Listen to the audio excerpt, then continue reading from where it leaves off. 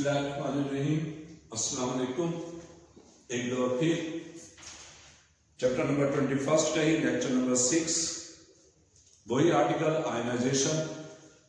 Actually आपने देखा भी होगा कि बुक को चेक किया होगा कि ये थ्योरेटिकल आर्टिकल है, छोटी छोटी बहुत सारी चीजें इसमें डिफाइन करनी है। तो ये आर्टिकल 2 या 3 लेक्चर में ही शायद, बल्कि 3 से भी ज्यादा में शायद खत्म हो। छोटी छोटी चीजें समझनी होती हैं, उसके मुताबिक ही आगे बढ़ना है।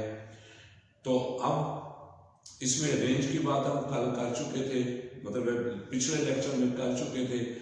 अब आयनाइजेशन पर हम आते हैं, फिर इनको हम कंपेयर करेंगे और पाथ को शो करेंगे। जैसे मैंने कहा था कि ये 3 चीजें हमने रेंज, आयनाइजेशन और पाथ को डिस्कस करना है।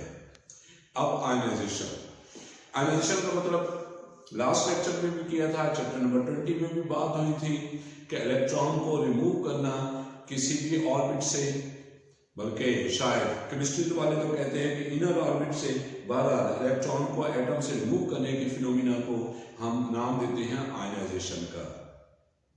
जाहिर है इसके लिए कुछ एनर्जी रिक्वायर्ड होती है।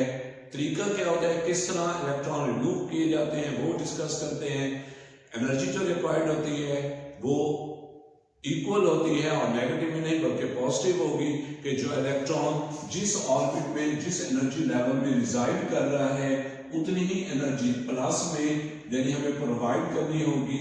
तो फिर इलेक्ट्रॉन रिमूव हो जाएगा और इस तरह आयनाइजेशन का फिनोमिना हो जाएगा।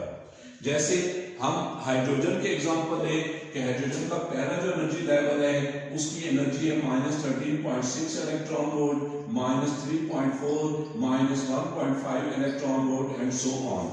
अगर यहाँ पर इस पहले ऑर्बिट में इलेक्ट्रॉन है तो इस इलेक्ट्रॉन को आयनाइज करना है या रिमूव करना है, तो रिमूव करने के लिए हमें बाहर से जो भी काम करना पड़ेगा उसको एनर्जी देनी होगी। +13.6 इलेक्ट्रॉन वोल्ट एनर्जी देंगे तो ये रिमूव हो जाएगा। इसी तरह अगर कोई इलेक्ट्रॉन इस ऑर्बिट में दूसरे में लाई कर रहा है तो अब इसको रिमूव करने के लिए कितनी एनर्जी हमें इसको प्रोवाइड करनी पड़ेगी, वो करनी पड़ेगी +3.4 इलेक्ट्रॉन वोल्ट, और इस तरह इस एनर्जी की मदद से ये इलेक्ट्रॉन रिमूव हो जाएगा, यानी आयनाइजेशन का फिनोमिना हो जाएगा। तो इस तरह आयनाइजेशन के लिए एनर्जी, जिस लेवल के इलेक्ट्रॉन, एनर्जी लेवल के इलेक्ट्रॉन को निकालना हो, उस एनर्जी लेवल के मुताबिक ही आयनाइजेशन एनर्जी रिक्वायर्ड होगी। ये तो एनर्जी की रिक्वायरमेंट। तरीका क्या होगा, किस तरह आयनाइजेशन होगी, किस तरह इस इलेक्ट्रॉन को रिमूव कराएंगे?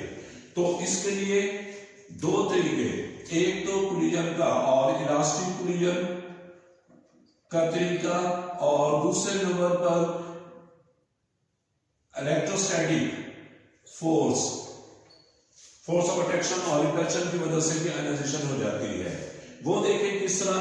पहले नंबर पर कोलिजन की मदद से देख लें कि कोई इलेक्ट्रॉन या कोई पार्टिकल हमने बम्बार्ड किया, कोई भी प्रोटॉन भी हो सकता है, न्यूट्रॉन, कोई भी, अल्फा भी, तो हमने ये बम्बार्ड किया, ये आकर इसे कोलिजन कर गया। कोलिजन की वजह से इसने इस पार्टिकल ने, चलो इसको पार्टिकल पी का नाम दे देता हूं, कि इस पार्टिकल पी ने जहां पर आकर कोलिजन करके अपनी एनर्जी ट्रांसफर कर दी। तो इस इलेक्ट्रॉन को जब एनर्जी मिल गई तो एनर्जी की मदद से अब ये यहां पर नहीं स्टे कर सकता। अगर इसके पास एनर्जी +13.6 इलेक्ट्रॉन वोल्ट या इससे ज्यादा मिली है तो इस एनर्जी की मदद से ये बाहर निकल जाएगा और इस तरह आयनाइजेशन का फिनोमिना हो जाएगा। तो आयनाइजेशन के फिनोमिना के लिए पहले नंबर पर कोलिजन, दूसरे नंबर पर दूसरा तरीका,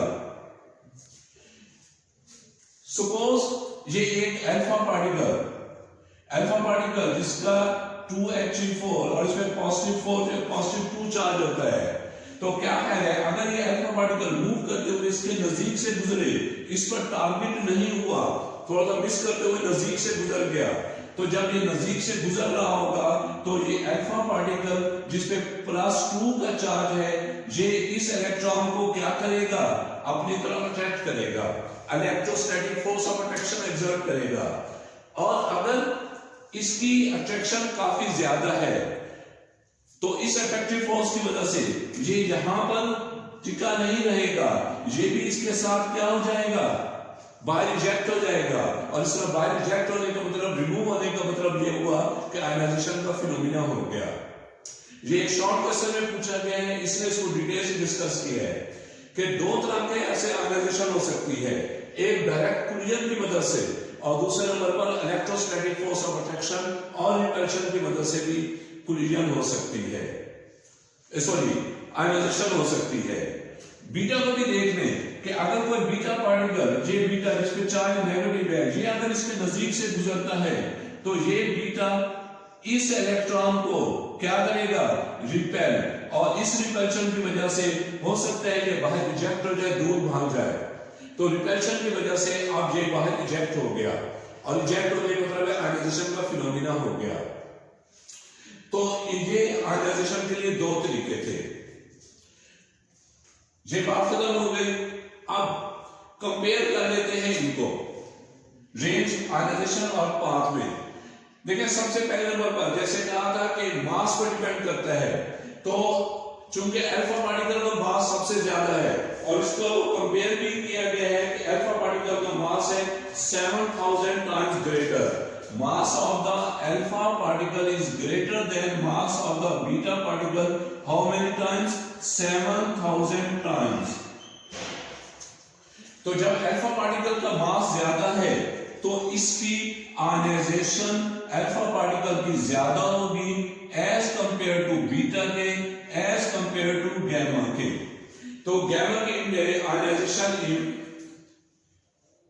एबिलिटी सबसे कम, उससे ज्यादा बीटा की आयनाइजेशन एबिलिटी और सबसे ज्यादा अल्फा की आयनाइजेशन एबिलिटी। और इनमें जो रेशियो है वो 100 की है। अल्फा पार्टिकल ज्यादा आयनाइजेशन करती है बीटा के मुकाबले में, कितनी, 100 टाइम्स। नेक्स्ट पेज पर एक चार्ट बना हुआ है, वहां पर ये इंडिकेट भी किया गया है कि अगर ये एयर यहां पर ये सारी इस एयर में सिर्फ 1 मिलीमीटर डिस्टेंस कवर करने पर, अगर अल्फा इस एयर के अंदर एंटर होता है तो 1 मिलीमीटर डिस्टेंस कवर करने पर वो 10⁴ आयंस बना देता है। और अगर बीटा एंटर होगा तो वो भी 1 मिलीमीटर डिस्टेंस कवर करने पर 10⁻² आयंस बनाएगा। तो आप देखो इन दोनों की रेशियो लेंगे वो 100 आती है। इसी तरह जब गैमा इसके अंदर एंटर होगा तो वो भी 1 मिलीमीटर डिस्टेंस कवर करने पर सिर्फ 1 आयन प्रोड्यूस करेगा। तो ये चार्ट में नंबर दिए हुए हैं, आप लोगों ने ये याद रखने होंगे।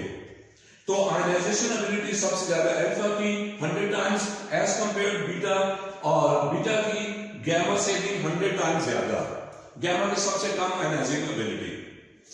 अब रेंज इसके उलट हो जाएगा और वो भी 100 टाइम्स नहीं आएगा। Range of alpha particle is less than range of the beta particle. How many less? 100 times less. और सबसे ज्यादा रेंज गैमा की, ये इनकी रेंज की बात हो गई, आयनाइजिंग और रेंज। अब पाथ, सबसे पहले नंबर पर alpha particle. Alpha particle heavier है, चार्ज भी ज्यादा है, आसानी से डिफ्लेक्ट नहीं होगा। जब ये अल्फा पार्टिकल अंदर किसी भी मैटर में एंटर होगा तो स्ट्रेट पाथ पर मूव करता चला जाएगा। तो अल्फा पार्टिकल का जो पाथ होगा, पाथ अल्फा पार्टिकल का स्ट्रेट होगा। फिर बीटा पार्टिकल का जो पाथ होगा, बीटा लाइटर है, मास भी कम है, चार्ज भी कम है, आसानी से रिफ्लेक्ट हो जाता है, तो इसलिए इररेगुलर या जिगजैग पाथ होगा। फिर गैमा रेडिएशन जो एक्चुअली फोटोन है, ये वेव फ्रंट मूव बनाते हुए मूव करती है एक जगह से दूसरी जगह तक। रेडिएशन है इलेक्ट्रोमैग्नेटिक रेडिएशन, लाइट रेडिएशन की नेचर की तरह।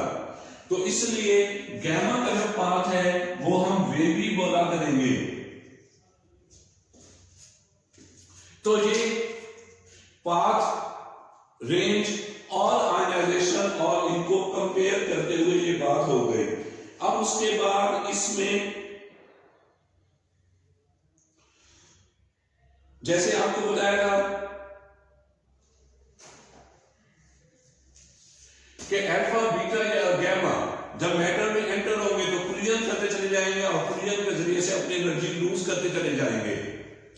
एक और तरीका भी, जैसे यहां पर जिक्र कर रहे हैं कि जब ये अल्फा इसके नजदीक से गुजरेगा तो इन दोनों के दरमियान इलेक्ट्रोस्टैटिक फोर्स, उस इलेक्ट्रोस्टैटिक फोर्स की वजह से भी इसकी स्पीड पर फर्क पड़ेगा।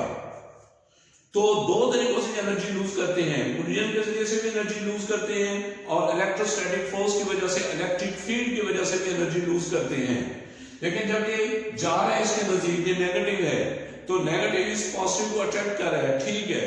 लेकिन जब ये आगे बढ़ेगा तो अब ये नेगेटिव इसको, इसकी इलेक्ट्रिक फील्ड इसको क्या करेगी, या न्यूक्लियस है, न्यूक्लियस की इलेक्ट्रिक फील्ड इसको पॉजिटिव हीलियम को क्या करेगी, जाहिर रिपेल करेगी। रिपल्शन की वजह से इसकी स्पीड कम होती चली जाएगी और स्पीड कम होने का मतलब इसकी एनर्जी कम हो गई। तो एनर्जी दो तरीकों से कम होती है, एक कोलिजन के जरिए से और दूसरा इलेक्ट्रिक फील्ड। इलेक्ट्रिक फील्ड किसकी, न्यूक्लियस की। कौन से न्यूक्लियस, इन मैटर के अंदर जो एलिमेंट्स के अंदर जो एटम्स है उनके न्यूक्लियस, उनकी इलेक्ट्रिक फील्ड, उस इलेक्ट्रिक फील्ड की वजह से भी अल्फा और बीटा, गैमा नहीं, गैमा फील्ड में नहीं, अल्फा और बीटा इनकी एनर्जी लूज होती है। और बाकी एक कोलिजन बताया था, तो इस तरह ये अल्फा और बीटा के बारे में आ गया। अब नेक्स्ट हम गैमा की इंटरेक्शन की बात करेंगे, वो अगले लेक्चर में। अब ये शायद लेक्चर शॉर्ट, लेकिन बहरहाल इतना ही, बाकी गैमा के बाद इंशाल्लाह नेक्स्ट लेक्चर।